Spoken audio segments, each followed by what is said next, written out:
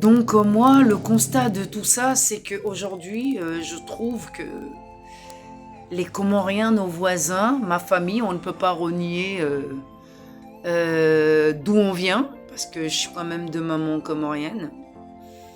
Je sais que là-bas, les gens vivent mal, et ce n'est pas à cause d'eux. Je pense qu'ils subissent comme nous les Mahorais.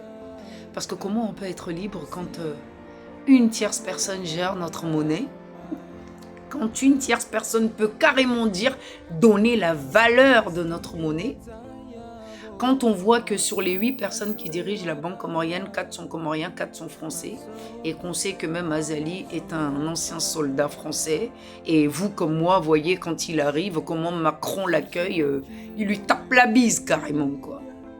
Voilà. Donc le constat est là. Une guerre silencieuse a lieu à Mayotte et dans les autres îles, c'est évident.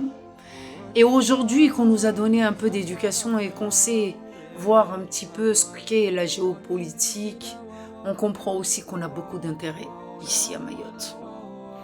Être au milieu du canal Mozambique, on sait combien ça rapporte. Donc est-ce pour cela qu'on nous divise pour mieux régner ? Il serait temps qu'on se pose vraiment la question. Mais pour moi, en ce qui me concerne, c'est oui. Nos îles rapportent beaucoup d'argent et la France n'a pas intérêt à ce qu'on s'entende pour pouvoir demander notre dû. Il y a encore quelques jours, j'ai pleuré quand j'ai entendu que à Mayotte, la caisse de retraite fait un excédent. Excédent, ça veut dire plus de 70 millions d'euros. Et que nos retraités ne gagnent qu'entre 100 et 300 euros. J'ai eu la larme aux yeux. J'ai vraiment eu la larme aux yeux. Parce que je me suis dit, c'est une injustice. Une injustice, et quand on sait qu'il y a juste... On peut sortir apparemment juste 10 millions d'euros pour donner à ces pauvres retraités. Je veux croire aujourd'hui qu'il y en a un par rapport à tout son projet, qu'il y en a un qui va peut-être pouvoir changer la donne. Voilà pourquoi je fais cette vidéo. Monsieur Mélenchon de la France insoumise, vu ce qu'il promet, ça promet énormément d'égalité sociale. Une révolution dans la politique avec le RIC. Le RIC, permettre enfin aux gens de prendre aussi des décisions.